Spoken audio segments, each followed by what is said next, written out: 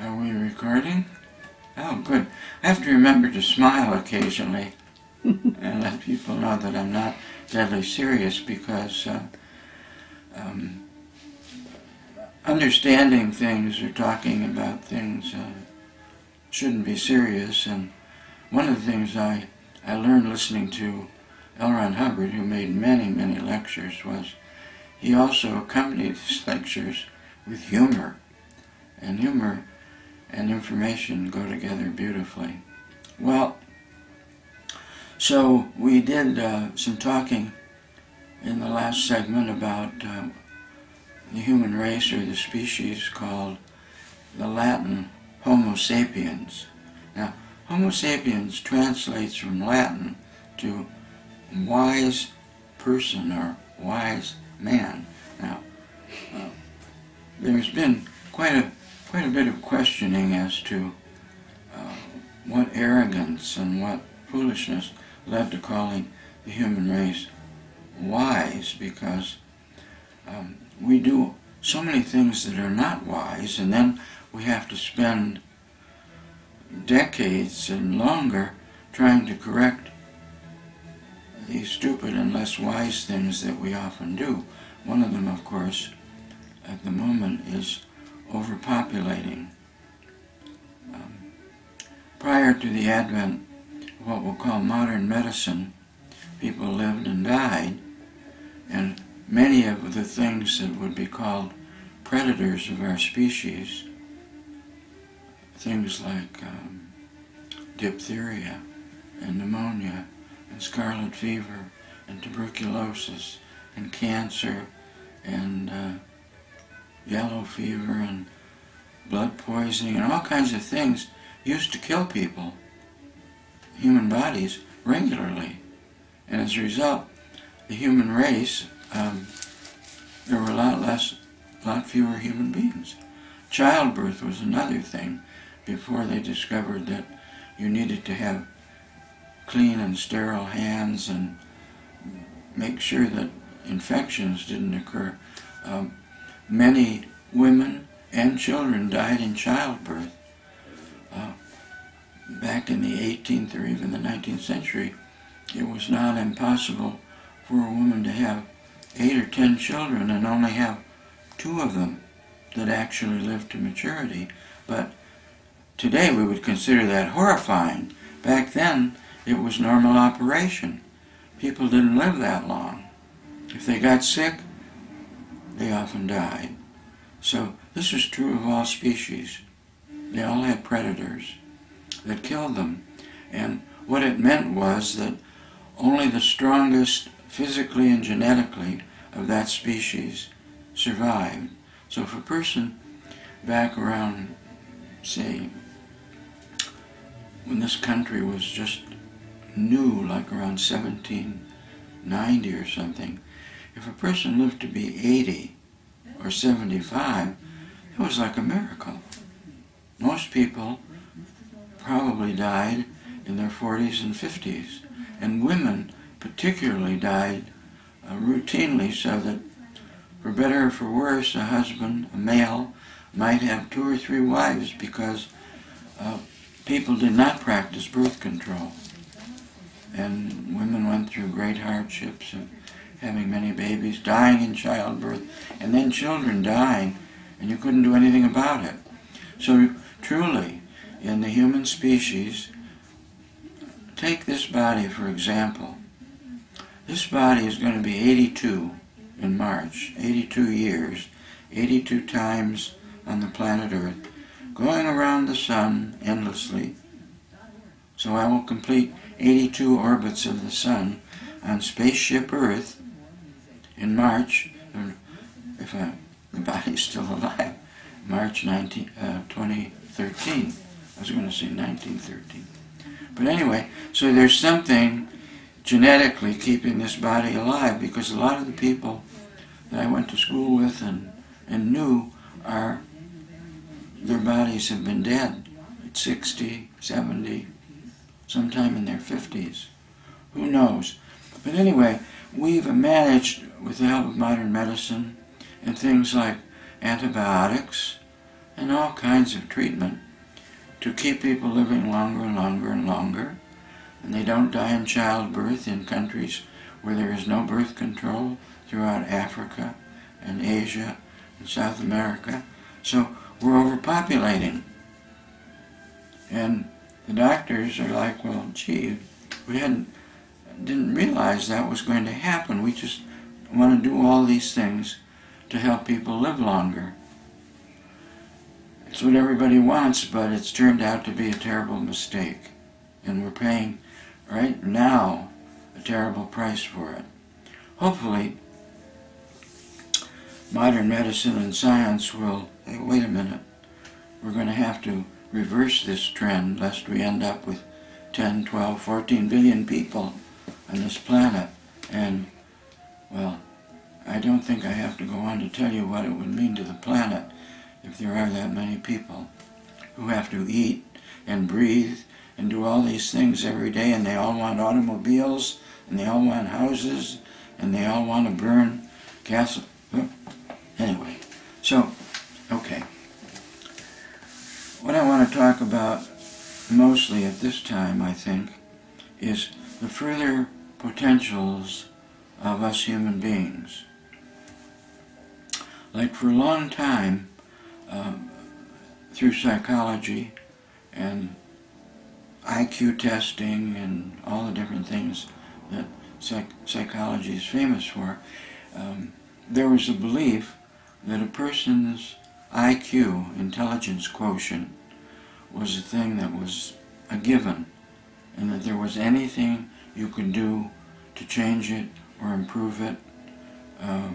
If they had an IQ of, say, 80 or 90, that was called, like being an idiot. Or if they had an IQ of 110 or 12, that was called being a normal human being or an average human being. Or maybe even 100, that was called being a politician or a successful businessman who had the urge to gain great power, but not accompanied by great intelligence and the ability to gain power. Okay, so, but then you start moving up into the realms of 120 or 30 or 40 or 60.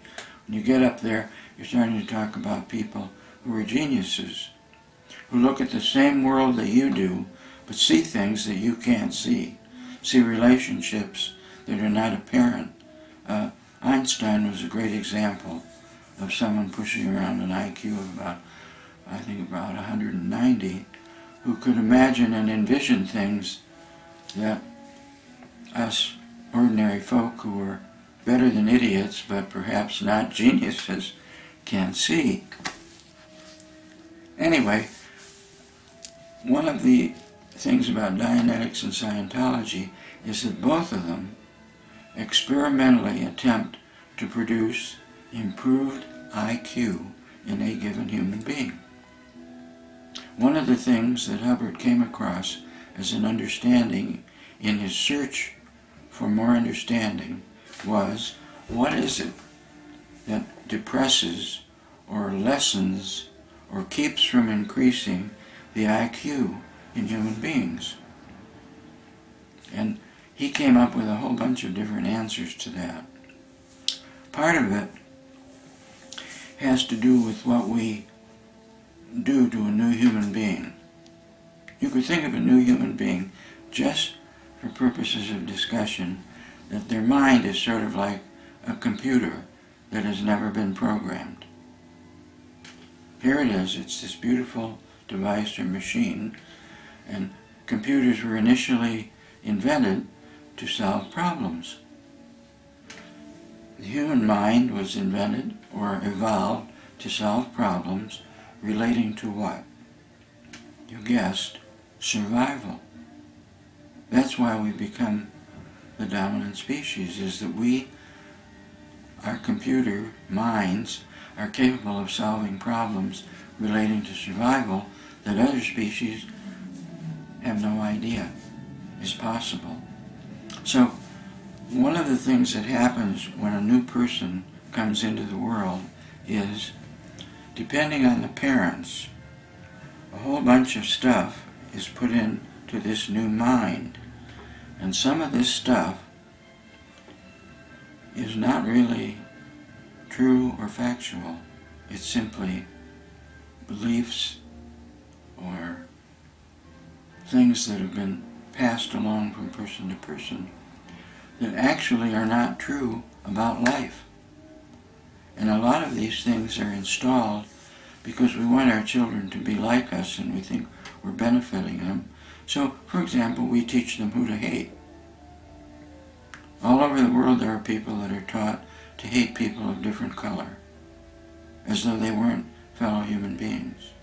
All over the world, and historically, young people are taught our religion is the only true religion, and these other religions are bad, evil, and wrong, and if you have to kill these people because of that, it's okay to do it. If you can't convert them to your religion, they might as well be dead. So we have a history of religious wars, human beings killing other human beings because one group of human beings believe in this religion, the others believe in the same religion but a different version of it. Therefore, let's go to war and for the next 100 years kill one another over a difference in belief. How did these differences in belief occur? Going way back, they got into somebody's mind, and thereafter, well, this is the truth. Every child in this religion is taught this is the truth and the one truth. And all the children in that religion. So, you know, we have in Europe something called the 100 Years' War. 100 years, various countries were at war over religious differences.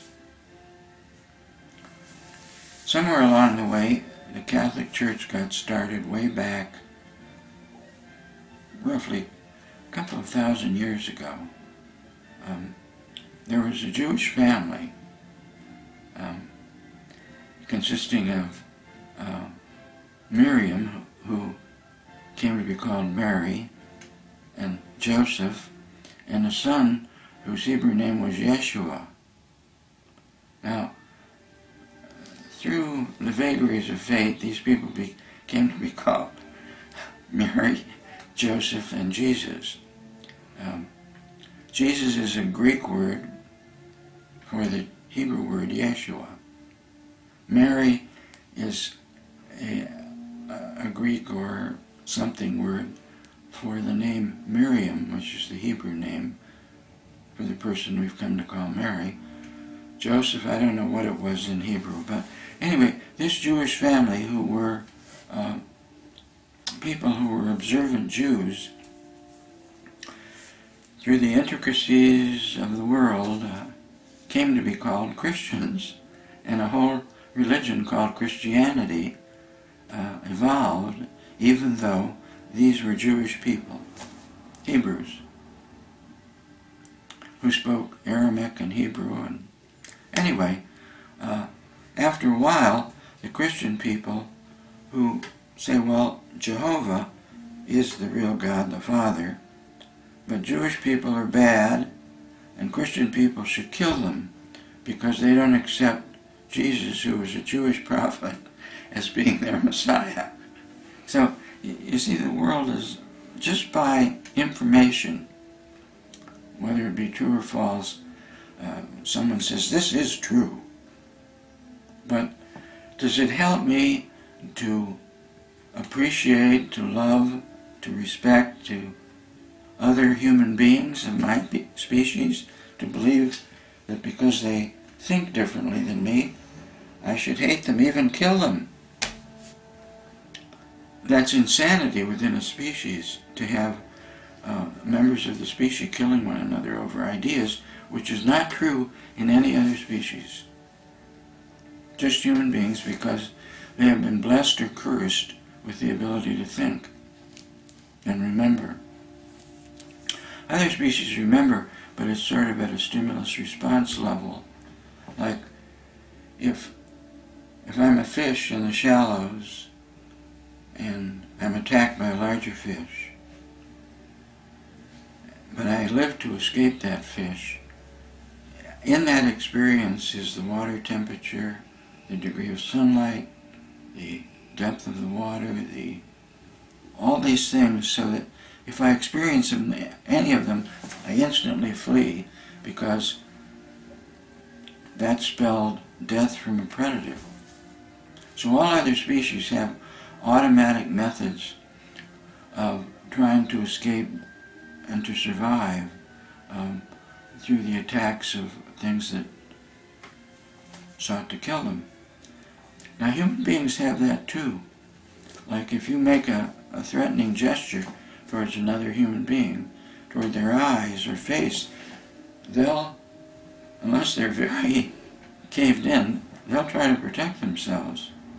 Or if you try to strangle one of them, they fight to the death. Or if you just kick or hurt one, watch out, they might attack back.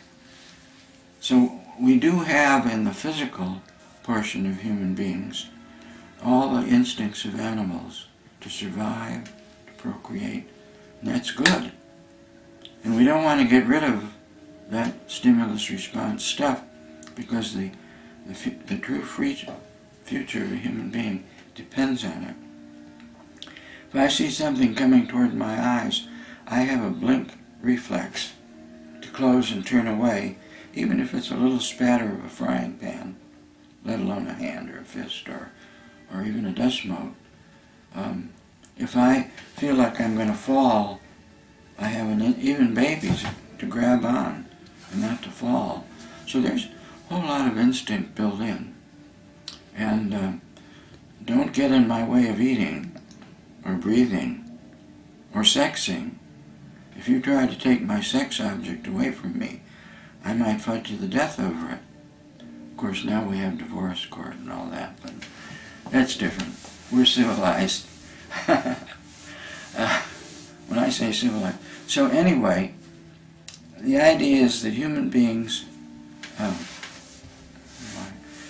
can think, and they can have ideas that are not necessarily true to life. They may be true to a system of ideas about religion or race. You know, for a long time, when there were black slaves from Africa in this country, it was believed that because they were black and they were not Christian, and they had no scientific or literacy as we know it, that they were somehow an inferior race, and that they were stupid and animalistic, that they didn't feel pain the way we white people, and they were a reduced form of humanity. Well, it turns out that a person who has black skin, if they are exposed to all the things that a white person is, prove to have as good or intelligence, understanding, all the things that we think of are attributes of being a human being, worthy of being called civilized. So here in the South, up until the Civil Rights Acts occurred in this country, 100 years after the Civil War, black people were still treated as stupid, semi-human, oversexed, less than okay folk. You wouldn't dare to have a close relationship. You wouldn't dare to marry one. You wouldn't dare to have children with them, that they were a subspecies. And if they get out of line, we lynch them. We terrorize them. We defy, make sure they don't get educated and all those things. So humans do, I don't know if I want to cross my legs, but anyway, humans are capable of doing terrible things to other human beings, which is contrary to survival. So it's important then, if we have a mind that operates like a computer, in the sense that it solves problems relating to survival, it's important that we put good information into that mind. Okay? Otherwise, when the computer goes to work, it's going to come up with answers like Adolf Hitler and Joseph Stalin and Genghis Khan, and which is kill, destroy, and conquer, and that's good. ideas in the head that, when the computer goes to work, come up with wrong answers. The computer, like any computer, computes on the information it has.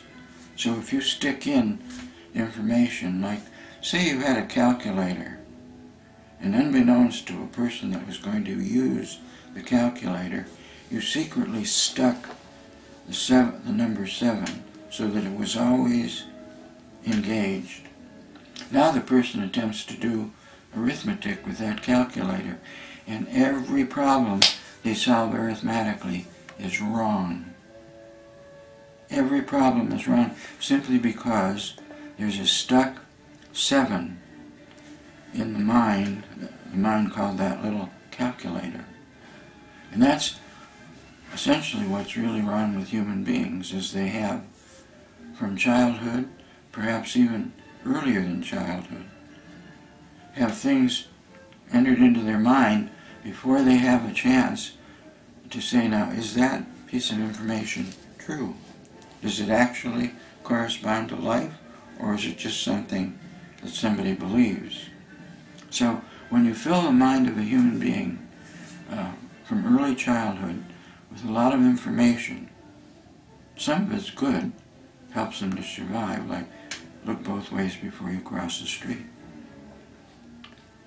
Some of the information is great, but some of it is so awful that you can really distort the person in such a way that their IQ is lower than it should be, simply because they have a mind filled with stuck 7s, which is creating levels of stupidity that shouldn't be there. Can we do anything about that? Yes. Dianetics and Scientology, one of their fundamentals is to help the person find out what got into their mind before they had a chance themselves to find out if it was good information or garbage. If you do that, and you do that successfully with a person, testing their IQ in the beginning, and then after you've done it, their IQ will actually go up. And if you want to make a person even dumber and lower their IQ, keep putting false information into their minds and putting it in as an article of faith and belief, in which, if you don't believe that, God will punish you. And if God punishes you, you're going to burn in a lake of fire with all the agony. You know what it's like just to burn your finger? Imagine if every bit of your body felt that way for eternity. That's how we get people to believe things. It's one of the ways. And it works too, because you have a new computer and a new child, and whether you're telling them ghost stories or religious stories about hell, damnation, heaven, etc., how to get there, you can really, even though you might not mean to, end up with a person whose mind is only working at a small percentage of its true potential. Now, if nothing else about Dianetics and Scientology, if you were interested in it, that would be something you could approach. Can you actually get more IQ? And is it worth it to you to get more? Yes. You don't have to become a genius and spend most of your time solving space-time problems No, you don't have to go that far with it. But if you raised your IQ 10 points, even 5, you would find that your everyday life is more understandable, that you were functioning better, and that your relations with people, because most of that stuff we stick into people's heads, has to do with, are those really people? Should you trust them, love them, hate them, help them, etc., etc.? So if we get a lot of that cleared up, you can, at least it did for me, I mean, not that I'm a genius, I'd like to be, but my IQ did improve, and it did make a big difference in my life. That doesn't mean I don't have any more problems, or that I always execute perfectly. Not true. But a fair bit of time I do understand, and it helps me in life, and it helps often the people around me, and so that's good. So I don't, since we're working on what does a human being consist of, just one thing. They have a mind, and that mind is somewhat like a computer. And when they first come along, that computer has not been programmed fully. And that's why culturally and family-wise and doctors and religious people and all these people can put information into the computer in a way that the growing child doesn't have any choice of, is that true, false, is it an opinion, is it fact? So without intending to, we start most people off already punished by having their computer poorly programmed.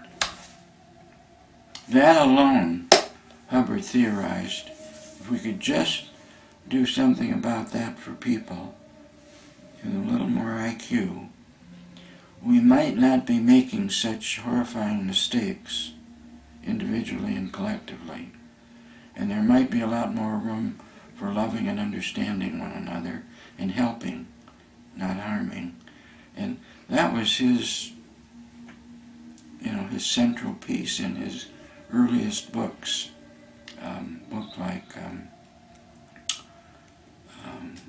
was thinking of one of them, which is pretty handy, Dianetics, the original thesis.